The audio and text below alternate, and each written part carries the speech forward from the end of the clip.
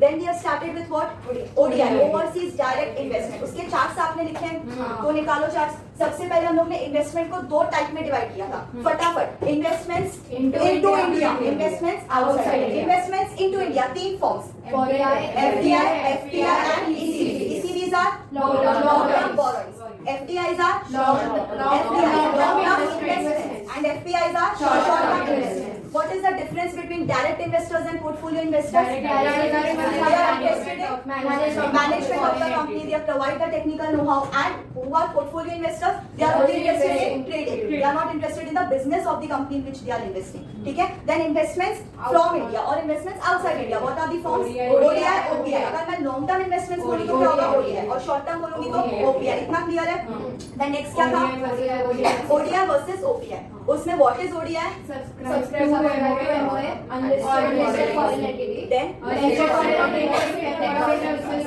to MOA, unlisted foreign entity में अगर अपन करते हैं तो then listed में कर रहे हैं तो कितना ODI आएगा? 10% का वो इक्विटी कैपिटल।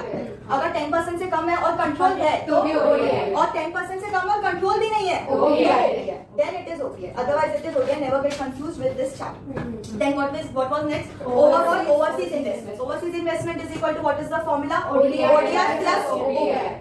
But यहाँ पे सिर्फ ODI से काम नहीं चलेगा. We have to come to the financial commitment. Financial commitment includes ODI. Means I can say financial commitment is the aggregate of equity, that is ODI, plus debt plus non-fund based facility, that is NFF. Non-fund based facility क्या होता है?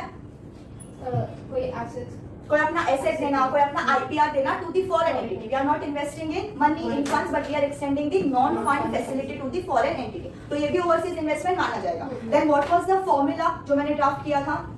लिखा है ODI plus debt plus NFF financial commitment plus OPI will get us overseas investment. What was one condition, the terms and condition for an Indian entity to extend the debt or to extend the non-fund based facility to foreign entity? Eligible to make ODI, make ODI or exercise the control. ODI नहीं है तो exercise the control. When I say control, what is control? 10% or more voting rights. Then management, major management decisions अपन ले रहे हैं, policy decisions, providing the technical know-how, and we are appointing the majority of directors on the board of the company.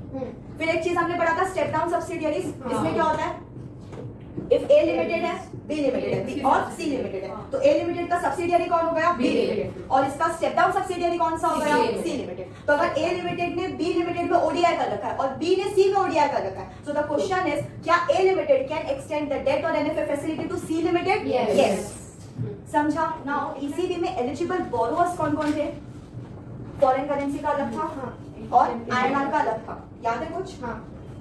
बोलो क्या था? Eligible borrowers कौन थे ECB में? हाँ. Those who can raise FDI.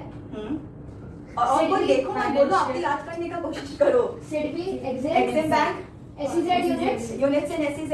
बस इतने. Port Trust. और यहाँ पर INR में और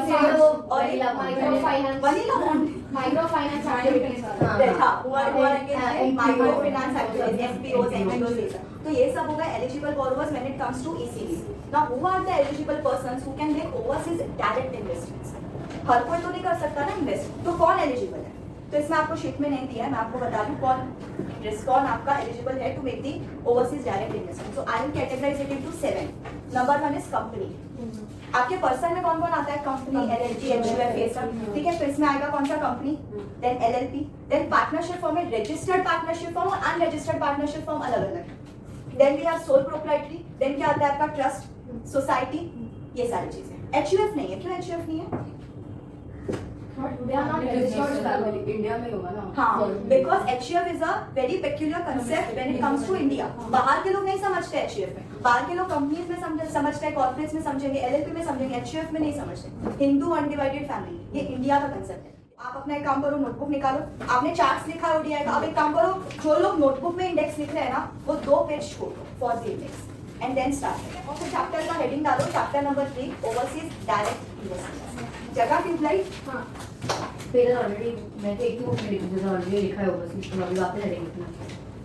नहीं तुम इंडेक्स दूसरे में लिख रही है तो तुम क्यों? हाँ हाँ, अगर आप इंडेक्स अलग में लिख रहे हो तो रहने को, नोट्स आप इस तरीके से बनाओ ना कि आपको समझ में आना चाहिए। उसमें मेरा सीरियसली कोई सीन है, मैं आपको लिखा रही हूँ, अब आपको कैसे क्या लिखना है इट्स अप टू यू। आपको जब आप सेल्फ स्टडी करो ना तो आपको समझ में आना चाहिए कि क्या है, दैट इज इट, बस खत्म। तो मैं इंडेक्स एंड में लिख रही हूँ। चलेगा, इसमें मेरा कोई इंटरफेरेंस, आपको जैसे कन्वीनियंट है आप करो, that is very, but the thing is लिखो, वो इम्पोर्टेंट, ठीक है।